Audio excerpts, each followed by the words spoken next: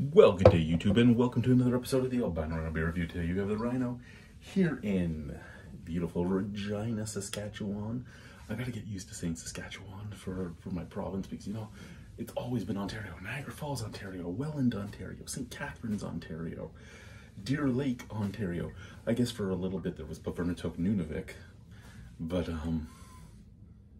most of the time, Alfred, Ontario, Van Cleek-Hill, Ontario, Ottawa, Ontario, like all the places that I did these, Kempville, Ontario, all the places I did the reviews, always in Ontario. Now we're not there. So today we're looking at a beer from Rebellion Brewing Company, about a half-hour walk from my house here in Regina. This is Cerveza, and it is a refreshing beer with lime and salt, and it is 4.2% alcohol by volume. I did watch a episode on SaskTel television, which is kind of like Bell and Kojiko and all their community channels, where Mark, the owner, was saying that this is the beer he goes to all the time in the tap room. So let's get to this, right? It says crisp, light, delicious, refreshing. All you could really ask for out of a cerveza that already has lime and salt added to it. Barley, corn, wheat, hops, water, yeast, lime, lemon, salt. You didn't say there was lemon in here, you said lime. Beer with lime and salt. It doesn't say lime and lemon. No. It might be great. It might. I really like the art on these cans. Good wingman on here. Be a good wingman.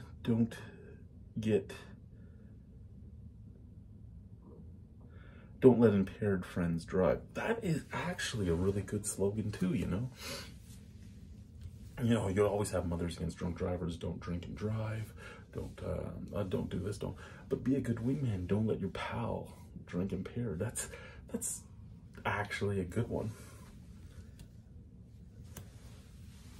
Let's jump into this, shall we?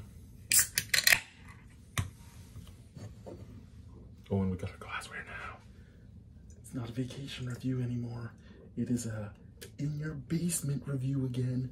That's right, guys. Back in the basement.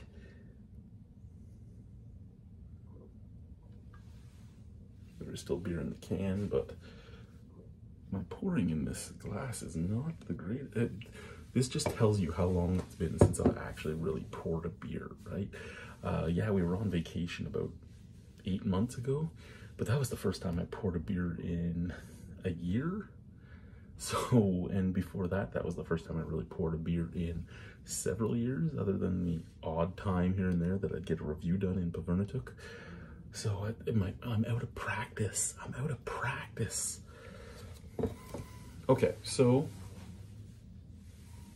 visual appeal, very good looking beer. It is not quite. I was expecting a little bit more of a.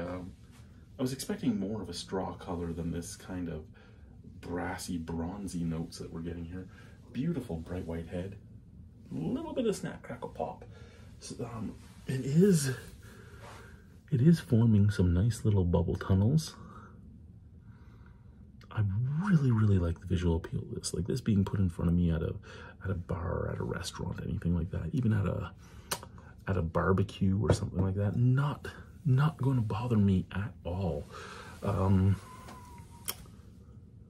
Not going to bother me at all. Cheers. I don't know why I cheersed. I hadn't sniffed it yet. Don't get anything. No. Don't get. It's because of the head. There's a lot of head. I get nothing. I've never complained about that, but okay. A little bit of straw. A little bit of citrus. It doesn't smell bad. I mean, it's kind of what I expect for the style of beer we're looking at here. Cheers. Shall we? Is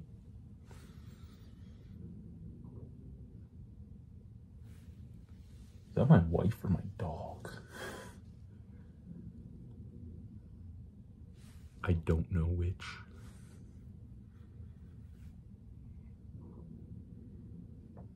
I think it's Colleen, but it could be Alicia. Okay, let's try the beer.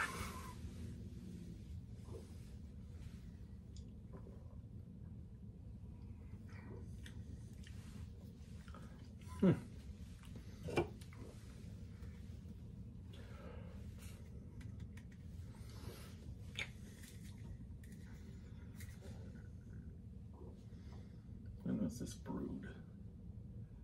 November. This is almost 3 months old. And bought right at the brewery. I always get a little iffy at, and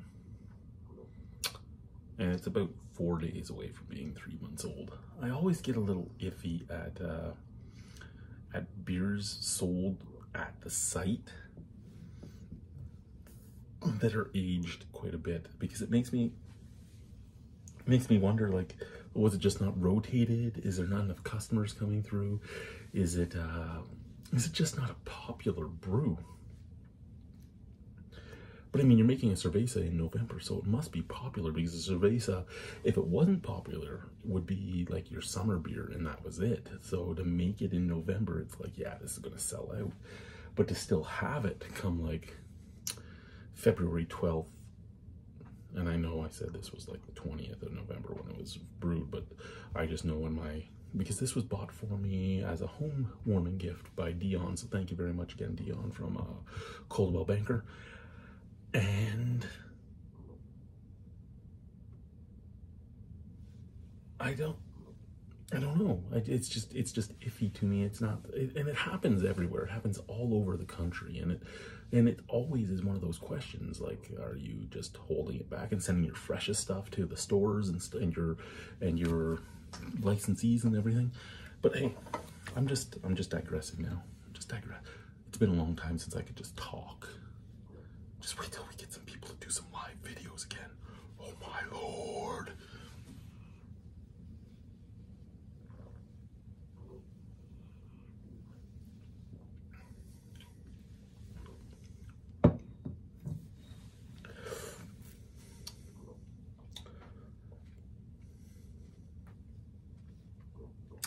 Okay, it does say it has lemon and lime. There is a citrusy note to it. It's not overpowering. It just mingles in the middle of the beer, and it does sit around on the back of the palate afterwards, as well as a little bit of saltiness, which makes this a very Moorish beer. I could see this being a beer that you would go to the tap room and have several of with your friends, because it is Moorish. Every time it just dried out the back of my palate enough that I just want to go back for another one.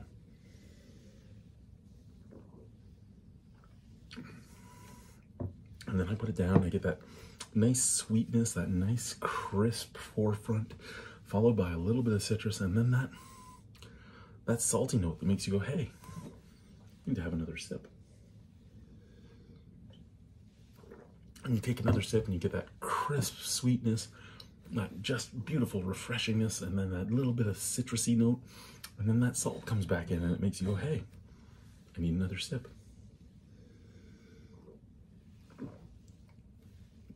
And it just keeps going in that pattern. There's nothing offensive about it.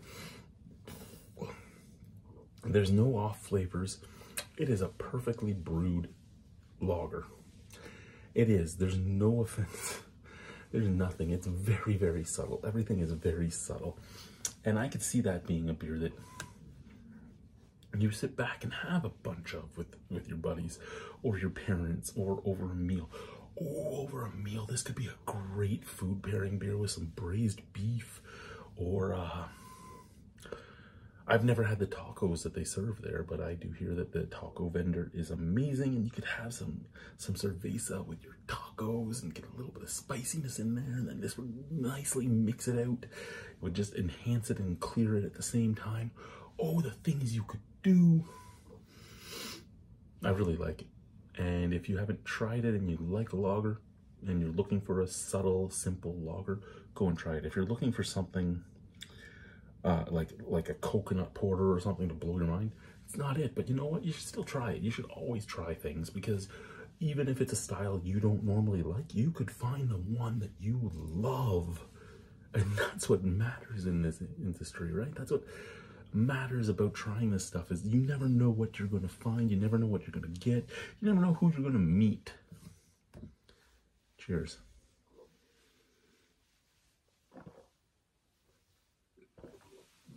That's a damn good beer.